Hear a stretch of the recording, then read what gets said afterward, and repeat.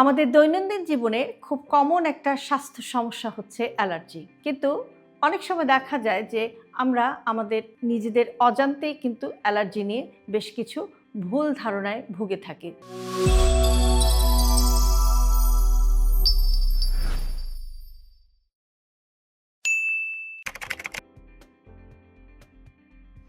হাঁচি হলেই কি অ্যালার্জি?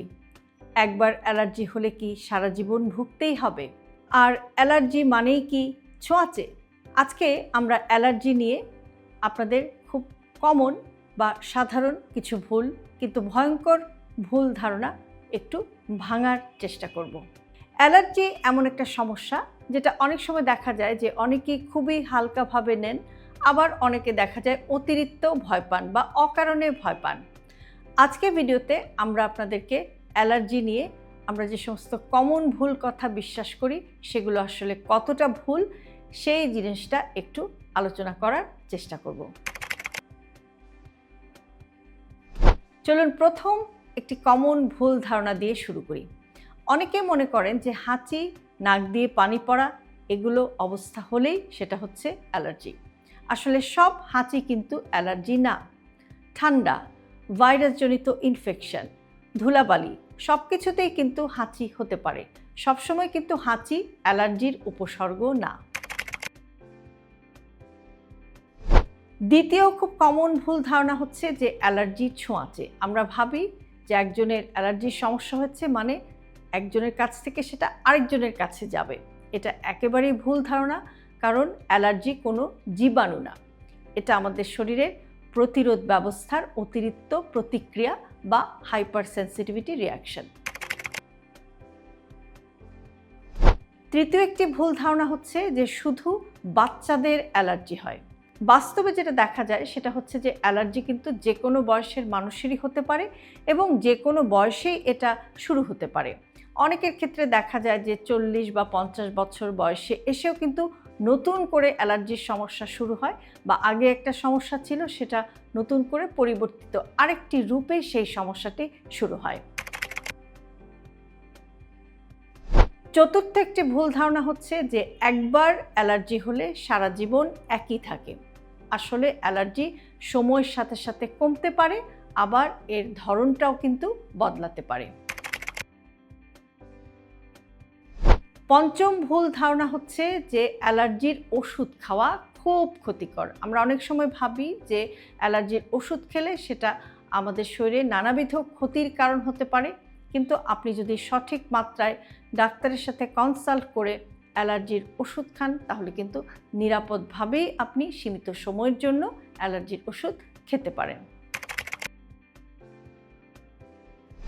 ষষ্ঠ একটি ভুল ধারণা হচ্ছে যে অ্যালার্জি হলে সব ধরনের খাবার বাদ দিয়ে দিতে হবে। আসলে যেটাতে অ্যালার্জি হয় শুধু সেটাই কিন্তু আপনাকে এড়িয়ে যেতে হবে। অকারণে আপনি যদি অন্যান্য অনেক খাবার বাদ দিয়ে দেন তাহলে কিন্তু আপনার শরীরে পুষ্টির ঘাটতি হতে পারে। এটা আমরা অনেকেই এই টাইপের ভুল করি যে না জেনে আমরা অনেক ধরনের খাবার বাদ দিয়ে দিই। সপ্তম ভুল ধারণা হচ্ছে যে অ্যালার্জি মানেই স্কিনের সমস্যা। এটা কিন্তু পুরোপুরি ঠিক না। অ্যালার্জি হতে পারে নাক, চোখ, ত্বক, ফুসফুস, শরীরের বিভিন্ন অংশে। অষ্টম একটি ভুল ধারণা হচ্ছে যে অ্যালার্জি গুরুতর কিছু না।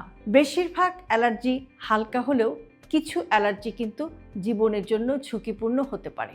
যেমন আপনি যদি দেখেন যে একজন পেশেন্টের বা একজন ব্যক্তির অ্যালার্জির সমস্যা আছে, কিন্তু হঠাৎ করে দেখা গেল যে খুব শ্বাসকষ্ট শুরু হয়ে গেল, মুখ, গলা, ঠোঁট এগুলো ফুলে গেল, কিংবা রক্তচাপ কমে গেল।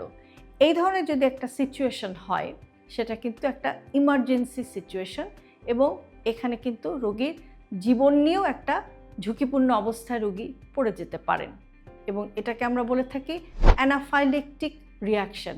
এমনও হতে পারে যে রোগী কিন্তু শকেও চলে যেতে পারেন, এবং মনে রাখতে হবে যে এটা খুবই ইমার্জেন্সি একটা সিচুয়েশন, এবং এই অবস্থায় যদি কোনো রোগী এসে পড়েন তাহলে রাইট অ্যাওয়ে তাকে কিন্তু হসপিটালাইজড করতে হবে বা ডাক্তারের শরণাপন্ন হতে হবে, না হলে কিন্তু সেটা তার জীবন নাশেরও একটি কারণ হয়ে যেতে পারে।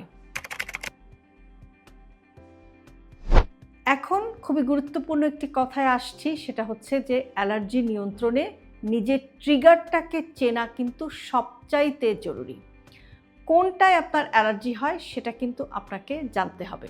যেমন ধুলা, ধোঁয়া, পোলেন বা যখন আবহাওয়ার পরিবর্তন হয় তখন কিন্তু অ্যালার্জির সমস্যা হতে পারে। অনেক সময় কিছু নির্দিষ্ট খাবার থেকে আপনার অ্যালার্জির সমস্যা হতে পারে, কিছু নির্দিষ্ট ওষুধ থেকে আপনার অ্যালার্জি হতে পারে, অথবা পোষা পশু পাখি থেকেও কিন্তু অ্যালার্জি হতে পারে, যেটাকে আমরা পেট অ্যালার্জি বলে থাকি। কাজেই যে কোনো কিছুই কিন্তু আপনার অ্যালার্জির সমস্যার ট্রিগার হতে পারে এবং আপনাকে আপনার নিজের ট্রিগারটা আসলে খুঁজে বের করতে হবে। প্রয়োজন হলে অ্যালার্জি টেস্ট করে জেনে নিতে হবে যে আসলে ট্রিগার কোনটাতে আপনার অ্যালার্জির সমস্যা হচ্ছে। অ্যালার্জি মানেই কিন্তু দুর্বলতা না, এটা শরীরের অতিরিক্ত সতর্ক প্রতিক্রিয়া।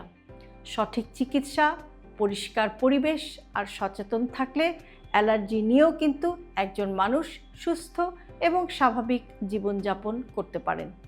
অ্যালার্জি নিয়ে ভুল ধারণা যত কমবে তত কিন্তু আপনার ভয়ও কমবে। হেলদি লাইফস্টাইলকে জটিল ভাববেন না। আপনার দৈনন্দিন জীবনের ছোট ছোট অভ্যাসের পরিবর্তনই আপনাকে নিয়ে যেতে পারে একটি সুস্থ জীবনধারার দিকে। আর সে কারণে আমরা সবসময় বলে থাকি হেলদি লাইফস্টাইল সিম্পলিফাইড। আজকের ভিডিওটি যদি আপনাদের কাছে ইউজফুল মনে হয় তাহলে অবশ্যই প্রিয়জনের সাথে শেয়ার করতে ভুলবেন না। আর এরকম আরও ভিডিও প্রতিদিন পেতে সাবস্ক্রাইব করুন আমাদের ইউটিউব চ্যানেল এবং ফলো করুন আমাদের Facebook page with doctor Shahnaz Chowdhury.